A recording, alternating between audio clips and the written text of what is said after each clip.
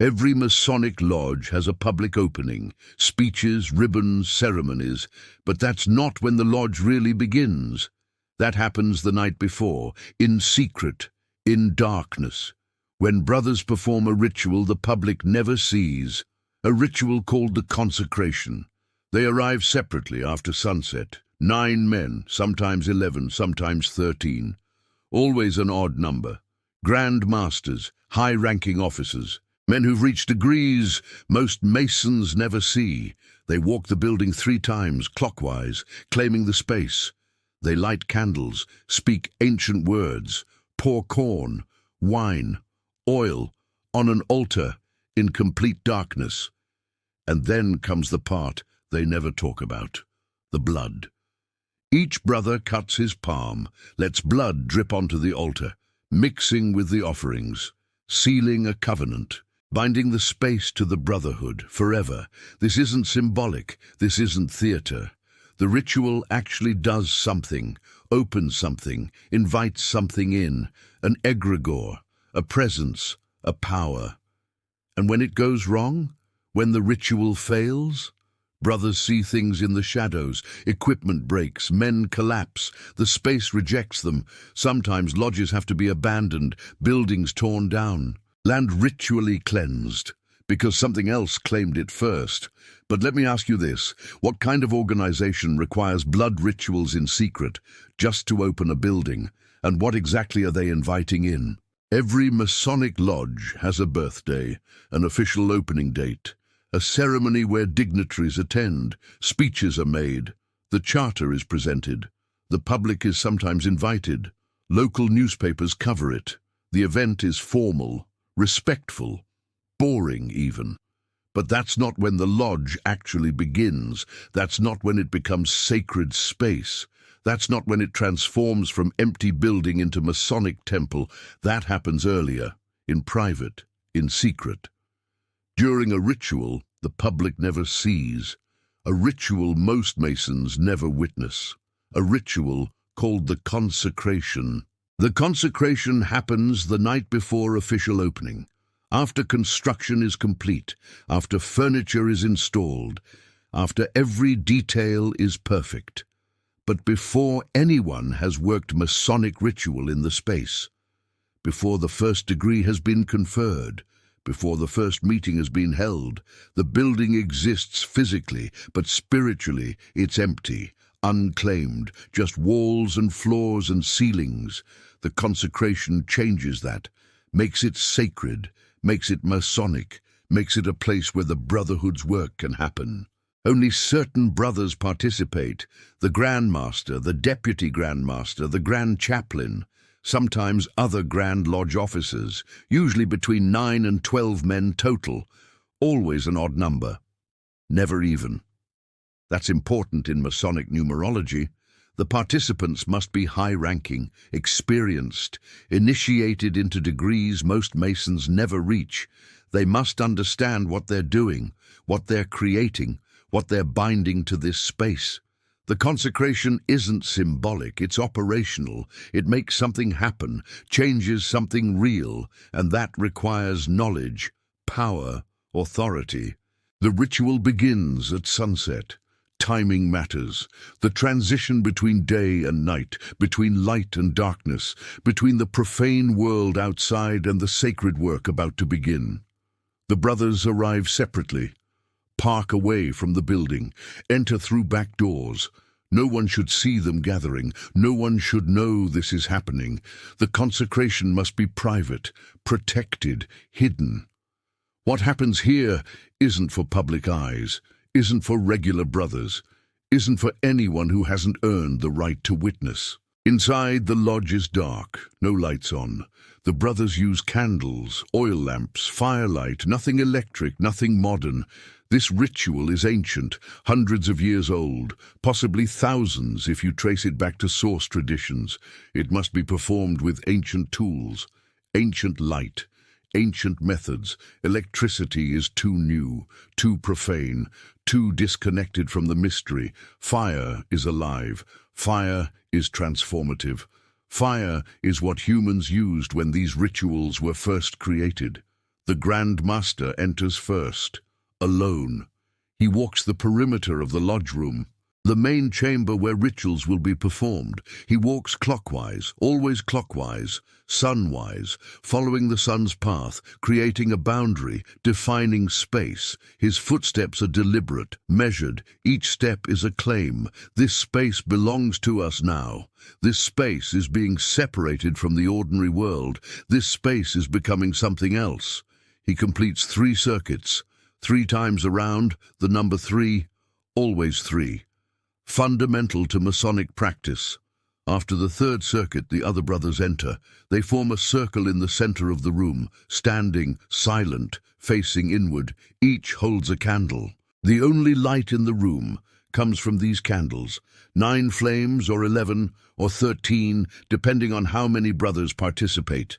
The flames flicker, cast shadows that move and dance. The room feels different already, liminal, between states, between worlds, between profane and sacred. The Grand Chaplain begins the invocation. He doesn't use Christian prayers, not Baptist or Methodist or Catholic liturgy. He uses older words, Masonic words, some in English, some in Latin, some in languages most brothers don't recognize, Hebrew, Greek, Egyptian. Words of power, words that call, words that invite. He's not praying to one God. He's invoking the grand architect, the universal creative principle, the force behind all religions, all creation, all order. The chaplain's voice fills the empty room, echoes off bare walls, seems to come from everywhere at once. While the chaplain speaks, the other brothers begin moving. They break the circle, walk to the cardinal directions, east, south, west, north. One brother stations himself at each point. These are the guardians, the watchers, the anchors. They hold the energy that's being raised, keep it contained, keep it focused, keep it from dissipating into the night. Each guardian faces outward, protecting, defending, making sure nothing unwanted enters this space while the consecration proceeds. The Grand Master approaches the altar. In Masonic lodges, the altar stands at the center. It holds the sacred books, the volume of sacred law, Bible, Torah, Quran, whatever scripture the lodge uses. But tonight, the altar is empty. Nothing on it yet. The altar itself must be consecrated first, must be prepared to hold sacred objects. The Grand Master produces a bottle, dark glass, sealed with wax. He breaks the seal. Inside is oil, not modern oil, ancient recipe, olive oil, myrrh, frankincense, cinnamon, cassia. The same ingredients used in Exodus to consecrate the tabernacle. The same oil that anointed priests and kings. He pours oil on the altar, lets it pool on the surface, then uses his fingers to spread it. He draws symbols, invisible in the darkness, but he knows what he's drawing. Compass and square, all-seeing eye, letters and numbers, geometric patterns, sacred geometry.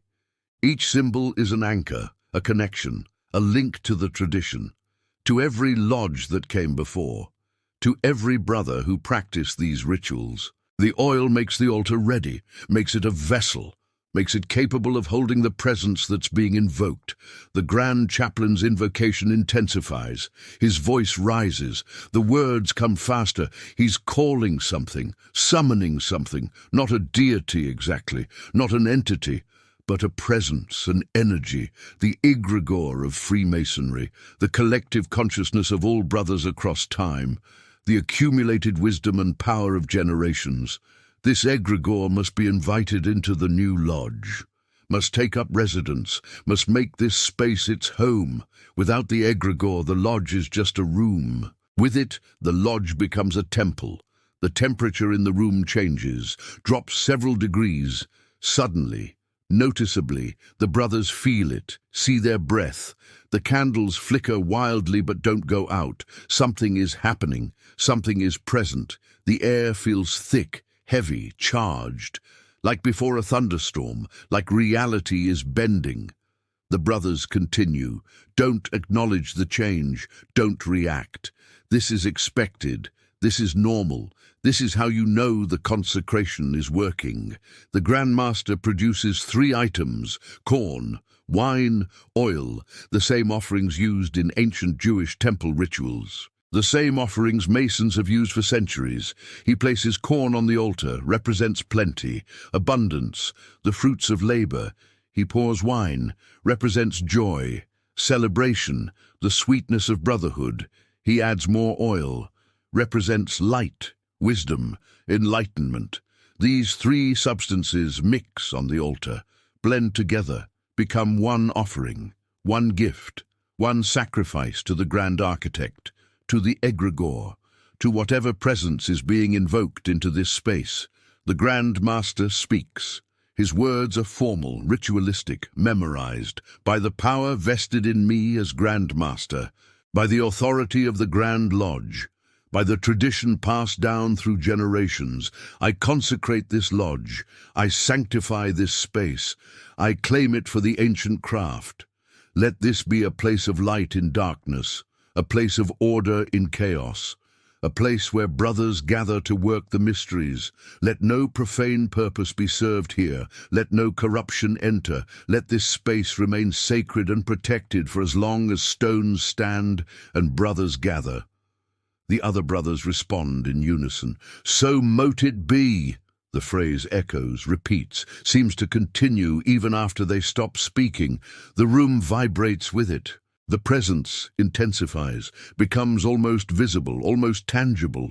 The shadows seem darker, the candlelight seems brighter, the boundary between worlds seems thinner.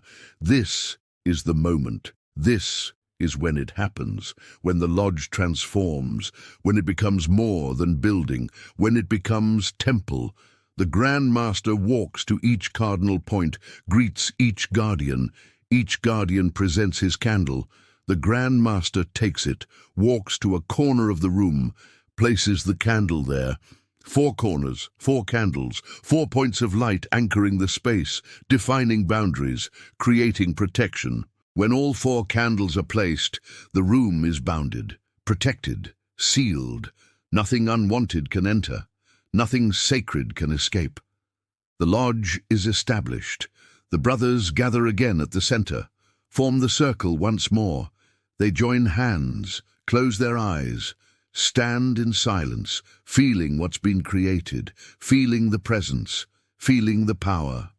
This space is alive now, aware, sacred. It will remember what happens here, will absorb the energy of every ritual performed, will grow stronger with each meeting, each initiation, each degree. The lodge has been born, and like any birth, it required labor, required pain, required sacrifice, required blood. The Grand Master produces a knife, small, ceremonial, sharp. He makes a small cut on his palm, lets blood drip onto the altar, onto the corn and wine and oil. Blood seals the covenant, he says. Blood binds the lodge to those who created it.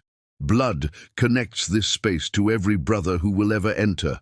My blood, our blood, the Brotherhood's blood. Each brother approaches. Each makes a small cut. Each adds blood to the altar. 9 cuts, 11, 13. However many brothers are present, all bleeding onto the same altar, mixing blood with corn and wine and oil, creating a bond, a connection, a permanent link. This part is never spoken about, never written in official records, never acknowledged publicly. Blood oaths are illegal in most jurisdictions. Blood rituals are considered barbaric, primitive, cultish. But the consecration requires it, has always required it, will always require it. Without blood, the binding is incomplete. Without blood, the egregore cannot fully manifest.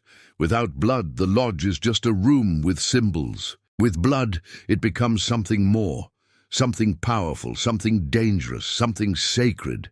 The ritual concludes at midnight. The brothers clean the altar, remove the offerings, dispose of them according to strict protocols. The blood-soaked corn is burned. The wine mixture is poured into the earth beneath the building's foundation. The oil is used to anoint the door frames, mark them invisibly. protect them. The altar is wiped clean, polished, made ready for the official opening tomorrow, when the public comes, when the profane ceremony happens, when everyone pretends the lodge is just being opened for the first time. But the brothers know better. The lodge was opened tonight, in darkness, in secret, in blood. Tomorrow is just theatre. Tonight was real. The consecration ritual isn't modern invention. It's ancient, traceable back centuries, maybe millennia if you follow the thread far enough. Every mystery tradition had similar practices. The Eleusinian mysteries, the Mithraic cult, the Dionysian architects, the Essenes, the Therapeuti, all performed rituals to sanctify sacred space, to separate it from the profane world, to make it suitable for divine presence. The methods varied, but the principles remained constant.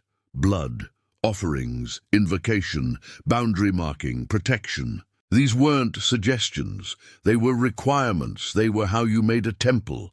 Freemasonry inherited these practices, not directly, not in an unbroken line, but through transmission, through fragments, through traditions that survived the collapse of ancient religions.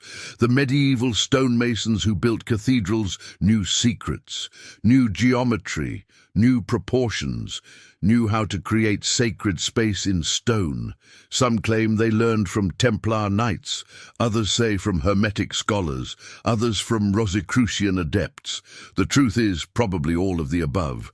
Knowledge traveled, mixed, evolved. By the time speculative Freemasonry emerged in the early 1700s, it had absorbed centuries of esoteric tradition, including the Consecration. The earliest written reference appears in 1738, in a private journal kept by a Scottish lodge secretary. He describes a night ceremony of dedication performed before the lodge opened officially. He doesn't give full details. Probably couldn't. Probably was sworn to secrecy. But he mentions candles, offerings, words in ancient languages. He writes that the space was made suitable for the work, and that what was done cannot be undone. The implication is clear. Something permanent happened, something that changed the building fundamentally. By the mid-1700s, the consecration was standard practice in British lodges, always performed privately, always at night, always by senior brothers.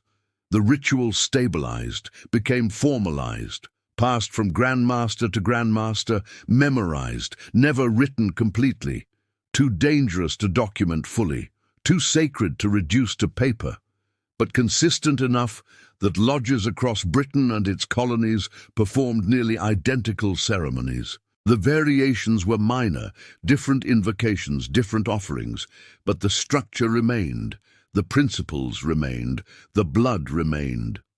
When Freemasonry came to America, the consecration came with it.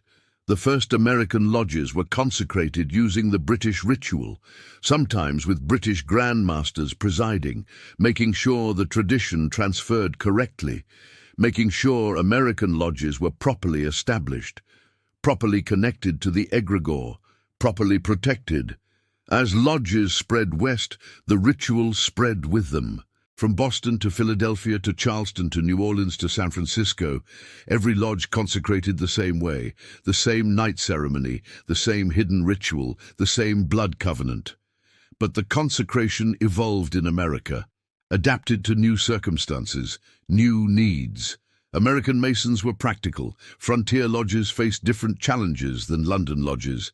Buildings were cruder, resources scarcer, danger more immediate. The ritual adapted, became more robust, more protective, more aggressive in establishing boundaries. American consecrations included additional elements: iron buried at the four corners, salt mixed with offerings, specific symbols carved into foundation stones. These additions made American lodges stronger, more resilient, better defended against whatever threats existed in the wilderness. Native American influences appeared in some lodges, particularly in frontier regions. Brothers incorporated indigenous practices, tobacco offerings, sacred smoke. 4 directions honored with specific colors and symbols. Some lodges used local sacred sites, built on ground that was already powerful, already claimed by older traditions. These lodges needed stronger consecrations, needed to acknowledge what was there before, needed to make peace or establish dominance.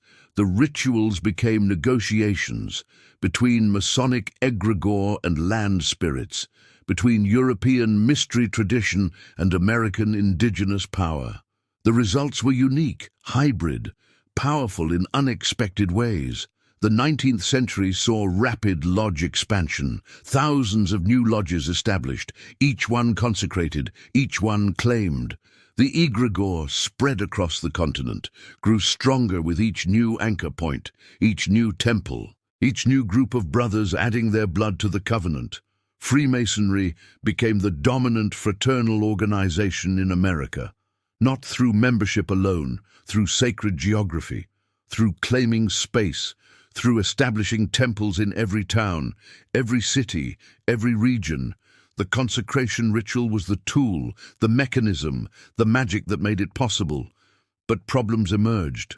Some lodges were consecrated incorrectly, by brothers who didn't fully understand the ritual, who skipped steps, who substituted ingredients, who failed to establish proper boundaries. These lodges experienced difficulties, strange occurrences, equipment breaking, brothers fighting, meetings disrupted by unexplained phenomena.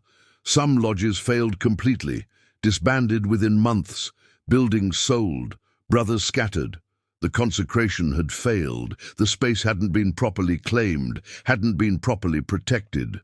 Whatever was supposed to happen hadn't happened. The lodge was just a building, not a temple. Other lodges were consecrated too well, too powerfully, with too much blood, too much energy, too much invocation. These lodges became strange, dangerous. Brothers reported experiences during rituals, visions, voices, apparitions.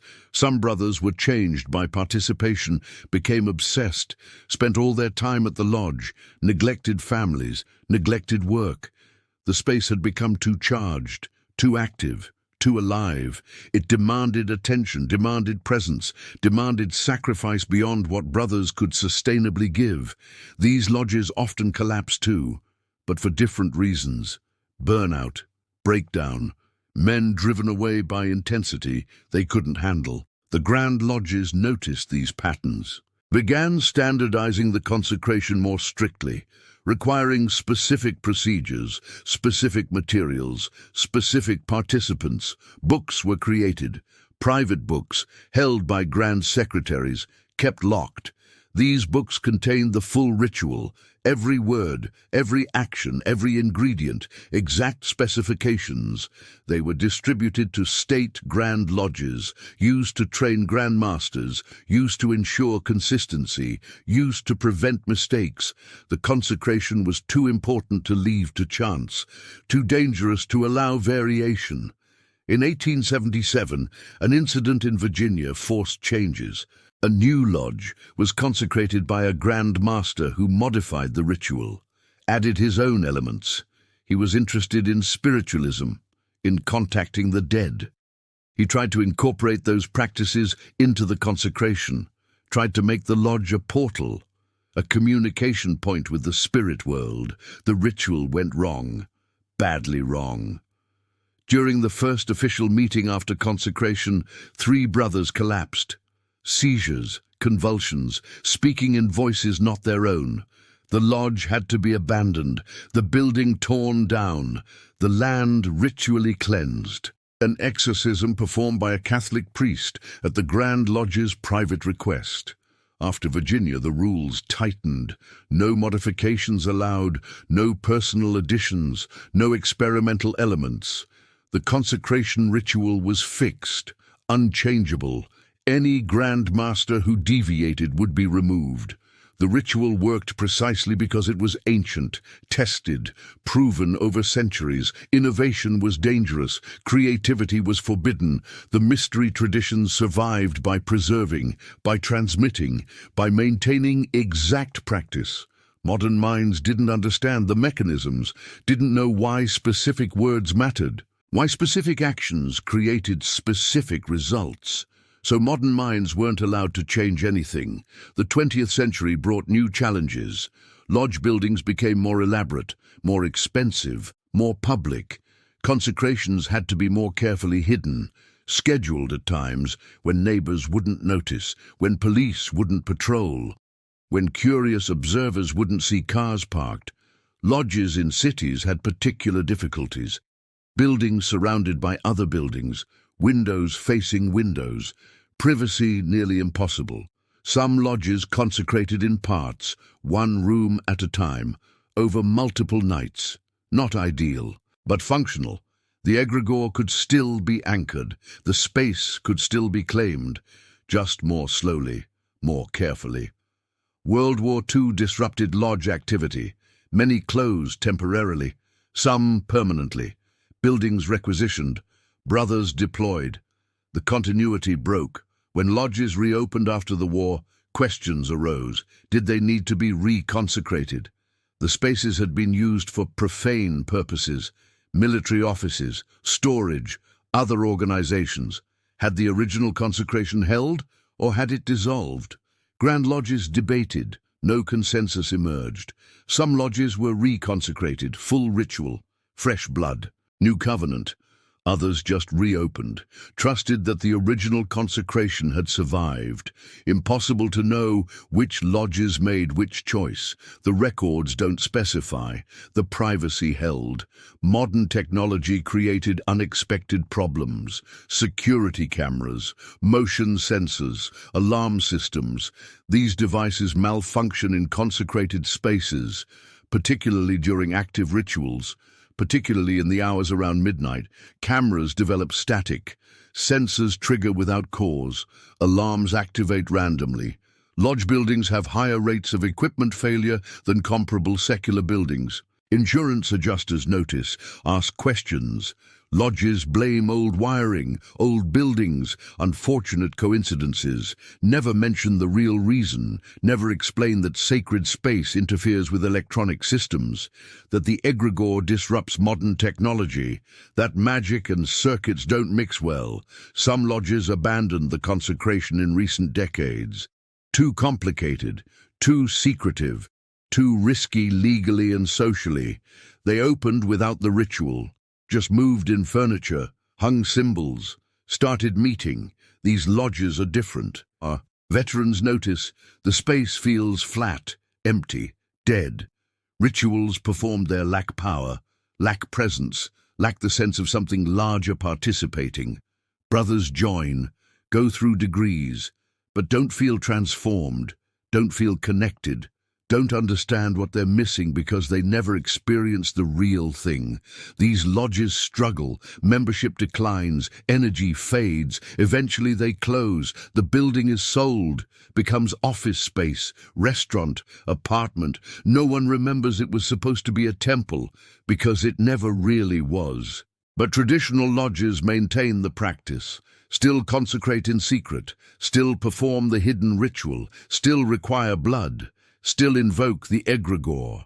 These lodges are different, stronger, more cohesive. Brothers who join feel the difference immediately. The space has presence, has power, has something that can't be named but can be felt. Rituals performed there affect participants, change them, transform them, not through words alone, through the space itself, through what lives in the space, through what was invited in during consecration and has remained ever since. The consecration creates a container, a vessel, a place where the Masonic current can flow. Without proper consecration, the rituals are just theater, symbolic actions without power. With proper consecration, the rituals become operative. They do something. They access something, they connect participants to a tradition that transcends individual lodges, individual brothers, individual lifetimes. The egregore links everyone, past and present, living and dead. All brothers who ever bled on an altar, all brothers who ever stood in darkness invoking the grand architect, all brothers who ever consecrated space and made it sacred. This is why the ritual remains secret, why it's hidden from public view, why most Masons never witness it. Because knowing it exists changes how you see the lodge, changes what you think you're joining. Most men join Freemasonry for networking, for charity, for fellowship.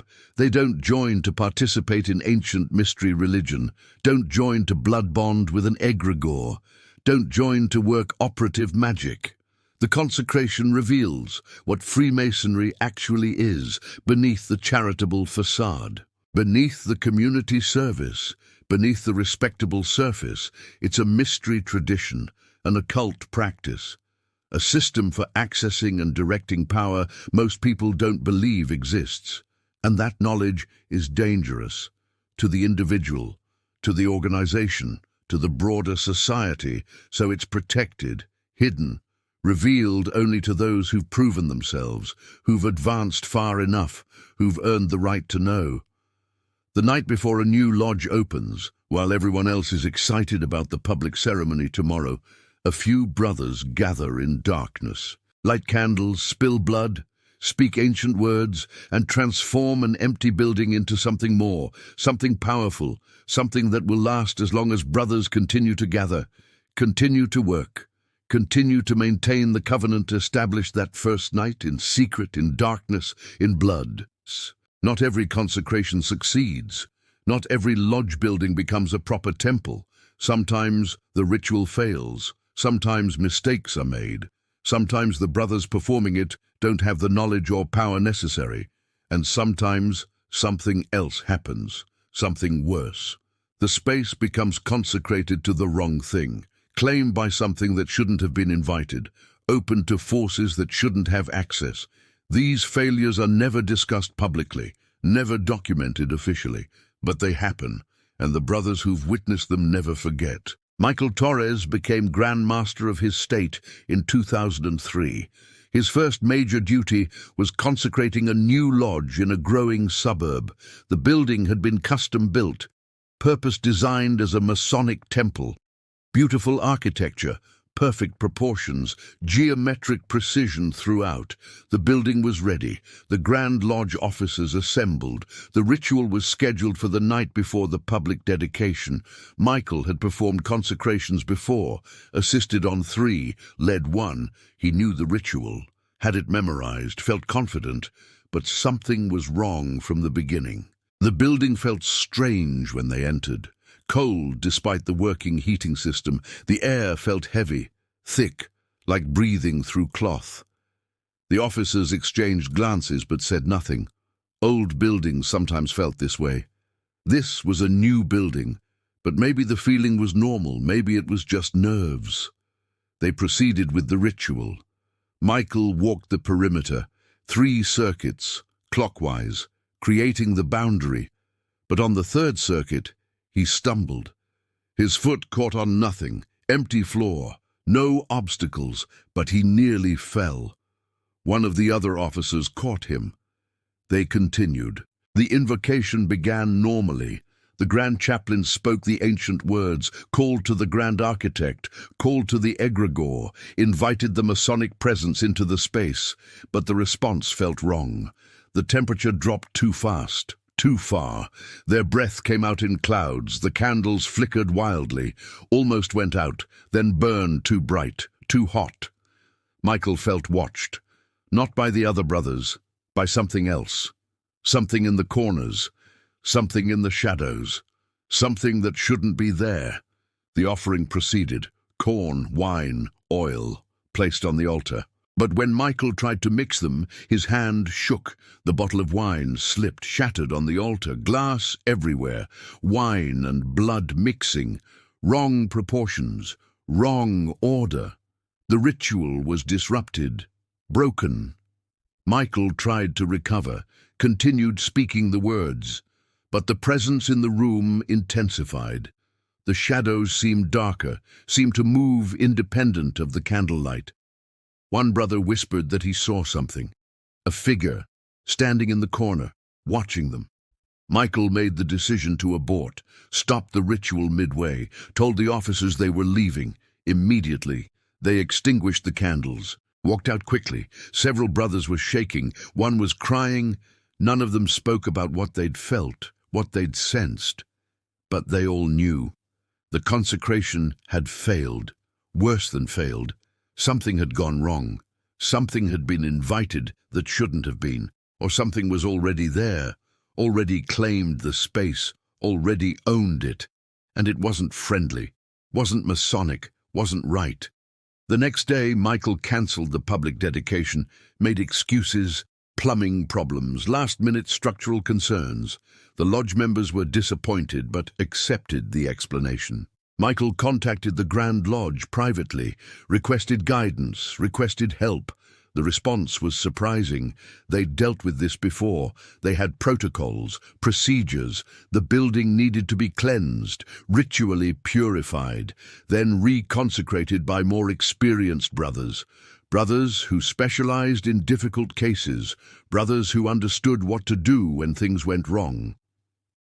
2 weeks later, different Grand Masters arrived, older men Michael had never met.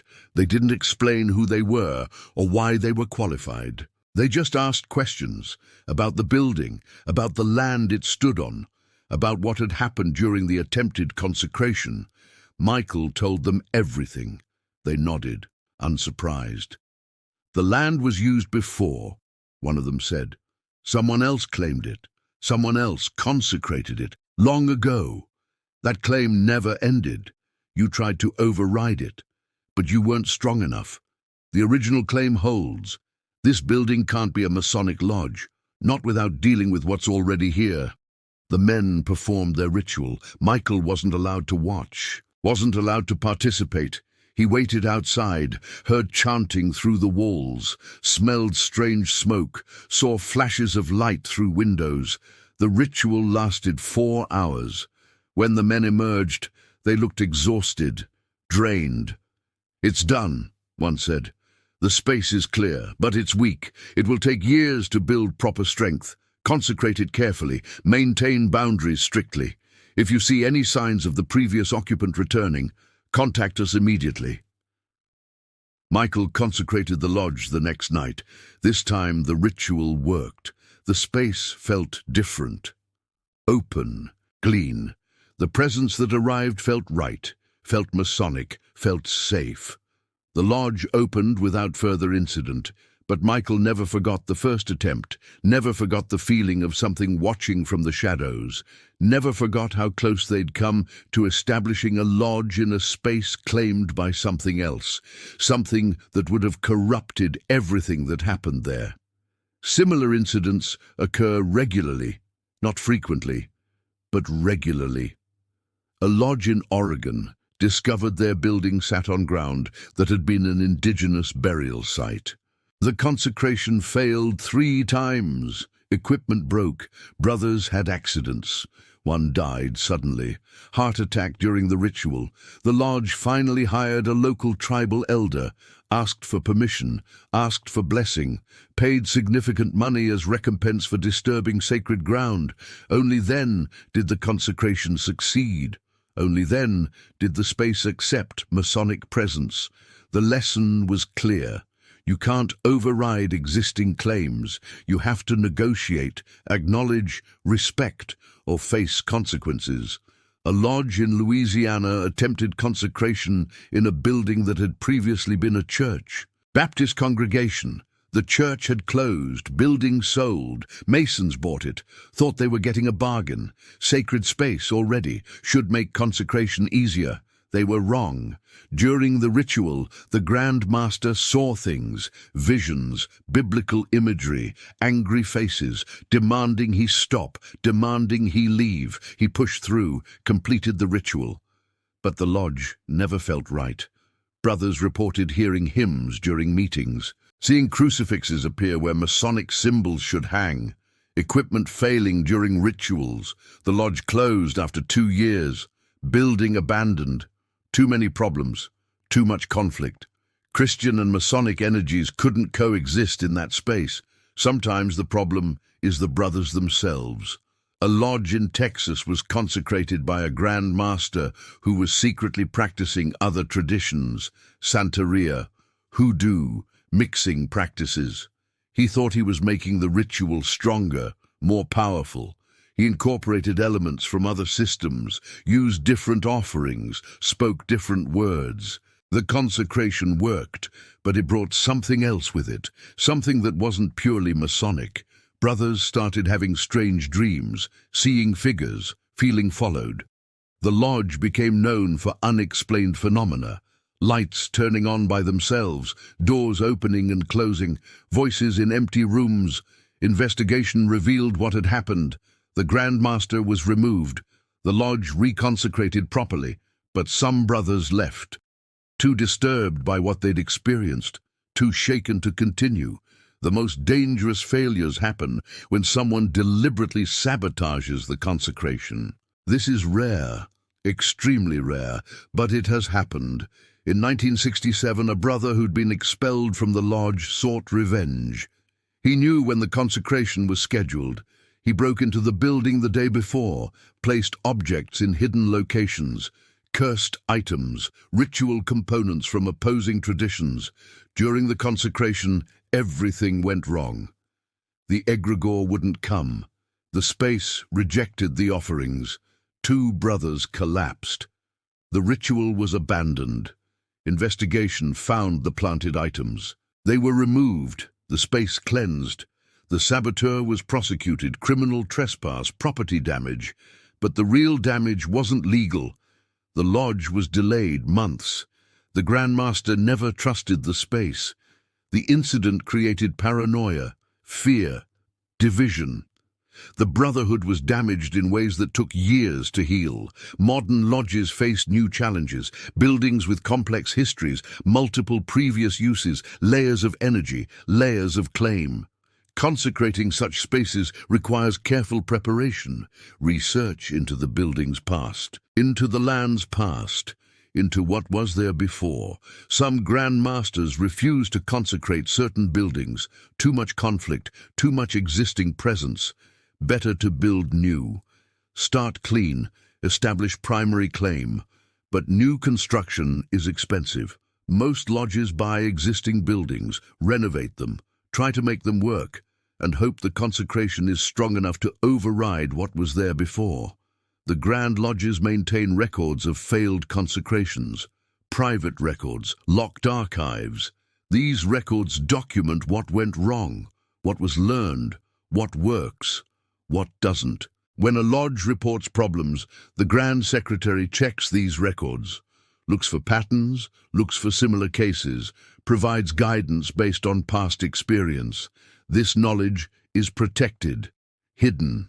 If it became public, people would understand how real the rituals are, how actual the power, how dangerous the mistakes. The protective ignorance would vanish. And that would create problems far worse than occasional failed consecrations. Some brothers specialize in difficult consecrations. They're not publicly identified, not officially recognized, but Grand Masters know who they are. Call them when normal procedures fail. These specialists have deeper training, access to older rituals, knowledge of variations and alternatives. They can consecrate buildings on contested ground, in spaces with difficult histories. Where normal consecration won't work, they charge nothing, ask nothing. They do this work because someone must, because lodges must be properly established, because the Brotherhood needs sacred space, and sacred space doesn't come easily. These specialists guard secrets within secrets, techniques not taught in normal Masonic education, methods inherited from older traditions. Some claim to trace their knowledge back to the Knights Templar, to the builders of Solomon's Temple, to Egyptian mystery schools. Whether true or legend doesn't matter. Their methods work. Spaces they consecrate stay consecrated. Lodges they establish last centuries. Their rituals are more complex, more demanding, more dangerous. They incorporate elements mainstream Masons would find disturbing: more blood, stranger offerings, words in dead languages, symbols from traditions that officially don't connect to Freemasonry, but results matter more than orthodoxy, and their results are undeniable. One specialist, interviewed privately, explained the real danger. The consecration isn't just claiming space. It's opening a door, a permanent door, between the physical world and something else. The egregore exists in that something else. The ritual creates a gateway, allows it access, allows it to manifest in physical space, through the lodge, through the brothers who gather there. If you do it wrong, you open the door to things that aren't the egregore, things that have been waiting for an opening, things that want access to the physical world. And once you give them access, getting rid of them is almost impossible. He continued, the blood is important. It's not symbolic. Blood is a key. It unlocks things, opens things, makes things possible. When you put blood on an altar during consecration, you're creating a contract, a bond. You're saying, this is what I'm offering, this is what I'm giving in exchange for your presence. The egregore accepts that offering, comes when called, but other things can hear the call too, can sense the blood, can try to accept the offering instead. That's why the ritual must be exact, why the words matter, why the protections matter. You're not just inviting, you're also excluding, specifying exactly what you want and what you don't. Miss a word, skip a step, you might invite everything. Failed consecrations leave scars. The building is never quite right. The space never quite safe. Even after cleansing and reconsecration, something remains. An echo, a memory, a weakness in the boundary. Brothers sensitive to such things can feel it, can sense where the failure happened, where the door was opened wrong, where something tried to come through that shouldn't have. Most lodges hide these scars, work around them, avoid certain spaces in the building, don't meet at certain times, maintain extra protections, and hope that what was invited wrongly doesn't find a way back, doesn't push through the weakness, doesn't reclaim what was briefly open to it. Because if it does, the lodge is finished. The building must be abandoned, the space given over, surrendered to what it rightfully belongs to now. And the brothers learn the hard way that some spaces can't be made sacred, some ground can't be claimed, some doors, once opened, can never truly be closed. The consecration ritual exists in a strange space in modern Freemasonry, officially acknowledged but practically hidden. Grand Masters know about it. Senior officers participate in it, but regular members rarely hear about it, even less frequently witness it, and almost never understand what's actually happening. The Brotherhood maintains layers of knowledge, degrees within degrees, secrets within secrets.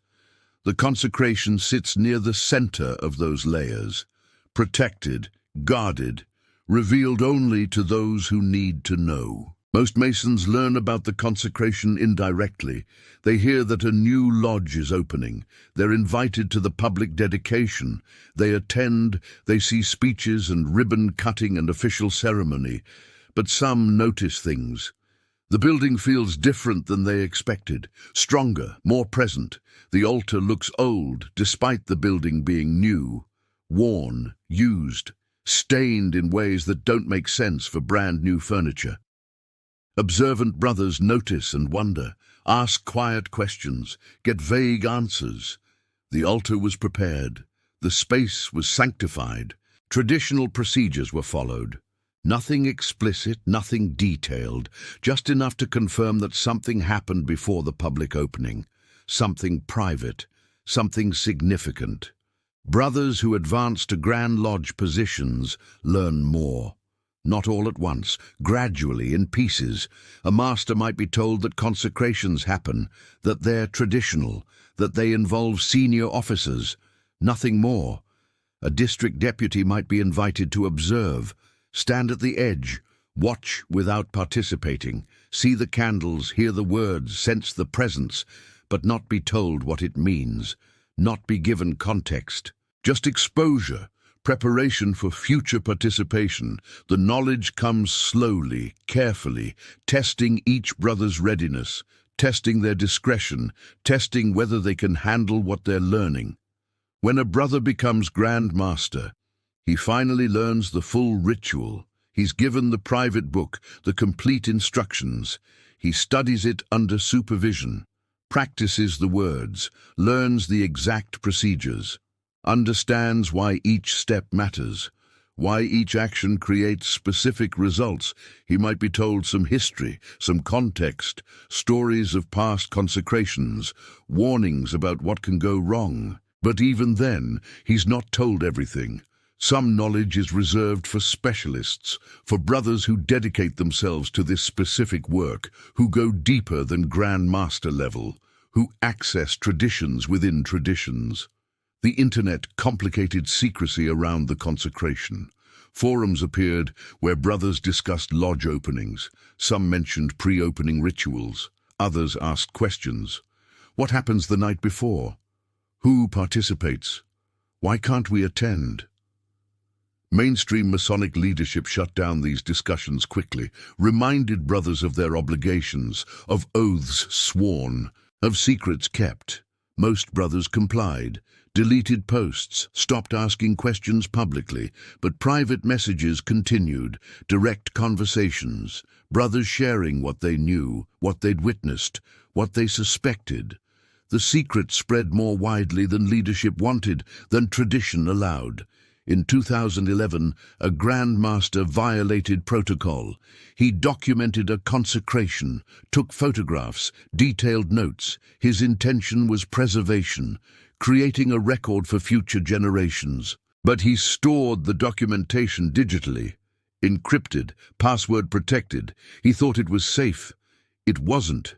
His computer was hacked. The files were stolen, posted online. Photographs of the altar, the offerings, the blood, notes describing the ritual in detail, step by step, word for word. The Masonic community erupted. The Grand Master was removed, expelled from the fraternity. The files were scrubbed from most sites through legal threats and technical action. But copies survived, circulated, distributed. The secret was out. The exposure forced difficult conversations within Freemasonry. Some brothers argued for complete transparency, for publicly acknowledging the consecration, explaining it, defending it. Others argued for stronger secrecy, for tighter controls, for limiting knowledge even more strictly. The debate revealed deep divisions between traditionalists who valued mystery and modernists who valued openness, between brothers who believed power required secrecy and brothers who believed secrecy created paranoia. The leadership ultimately sided with tradition. The consecration would remain hidden, unacknowledged publicly, protected more carefully going forward. But the exposure had consequences.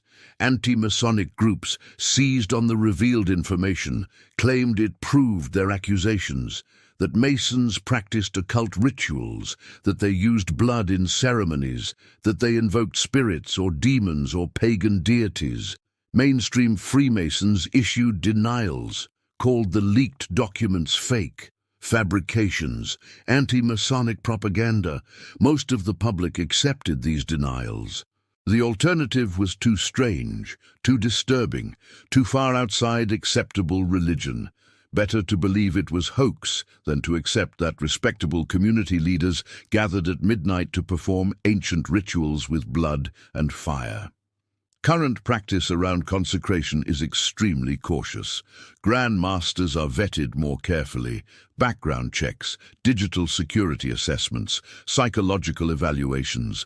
They're trained in operational security, in protecting sensitive information, in maintaining secrecy in the digital age. Consecrations are scheduled with more care, times chosen to minimize observation. Participants arrive separately. No group gatherings that might attract attention, no patterns that might be noticed, no digital communications about the ritual, everything verbal, everything private, everything protected. Some modern lodges skip the consecration entirely, not officially. They claim to perform it, report to Grand Lodge that proper procedures were followed. But actually, they don't. Too complicated, too risky, too strange for modern sensibilities. These lodges hold a brief prayer ceremony, maybe light some candles, declare the space dedicated, call it consecration. But it's not. It's theater. Symbolic gesture without substance, without power, without the actual ritual that creates sacred space. Grand Lodge leadership sometimes knows, sometimes doesn't. Either way, they don't push too hard. Better to have lodges operating, even improperly consecrated, than to have fewer lodges because the real ritual is too demanding. But this creates a two-tiered system: lodges properly consecrated and lodges that aren't. The difference is noticeable to experienced brothers. Properly consecrated lodges feel different. The energy is palpable. Rituals performed there have weight, impact, transformative power. Members stay engaged, feel connected, experience genuine brotherhood. Improperly consecrated lodges feel empty, hollow. Rituals are just performance, words without power. Members drift, lose interest. The lodge becomes social club, networking group, charitable organization. Nothing wrong with those things, but not what Freemasonry is supposed to be, not what it was designed to be. Some younger brothers are reviving interest in authentic practice. They research old rituals, study the consecration, learn what their lodges should be but aren't. They want the real thing, the actual mystery tradition, the operative practice, not the diluted, sanitized, modernized version.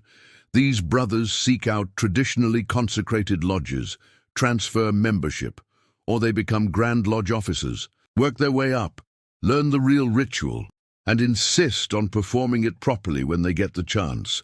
This creates tension between old guard, who wants to maintain appearances, and new traditionalists who want authentic practice. The COVID pandemic created unexpected problems for the consecration. Lodges couldn't gather. Buildings sat empty, some for months, some for over a year. When lodges reopened, questions arose.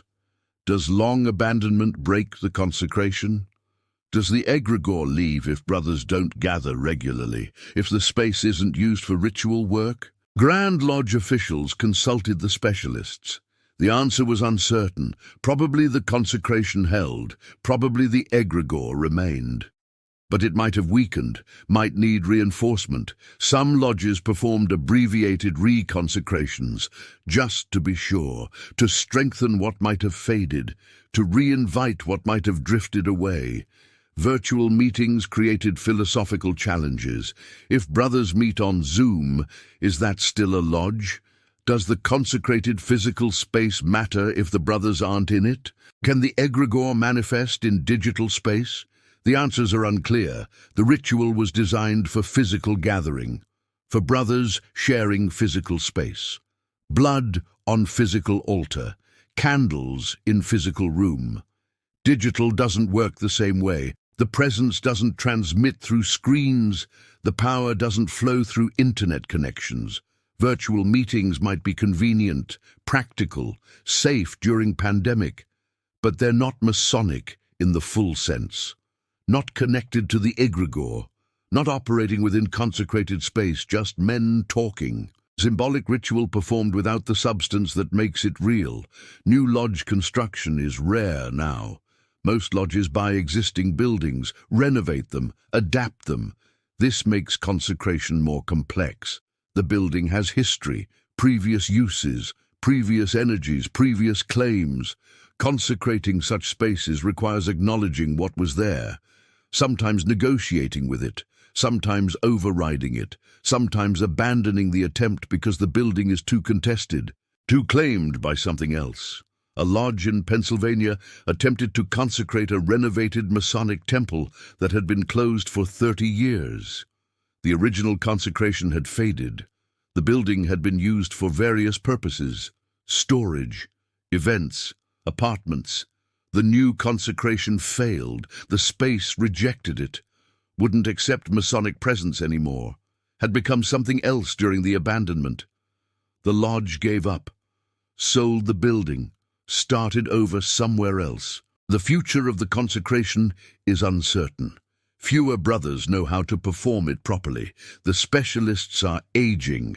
Some have died without training replacements. The knowledge is at risk of being lost. Some Grand Lodges are creating preservation programs, documenting the ritual, training new practitioners, ensuring continuity. Others are letting it fade, accepting that modern Freemasonry might not need the full traditional practice, might function adequately with simplified versions, with symbolic consecrations that don't actually do anything. The debate continues between those who value authenticity and those who value accessibility, between those who see Freemasonry as mystery tradition and those who see it as charitable fraternity. But the lodges that maintain authentic practice know the difference, know what they have, know what others lack. These lodges protect their tradition fiercely, train their officers carefully, perform the consecration exactly as it's been performed for centuries. Blood, fire, ancient words, proper offerings, complete ritual. They know this is what makes them real, what connects them to the lineage, what gives their work power and purpose and meaning.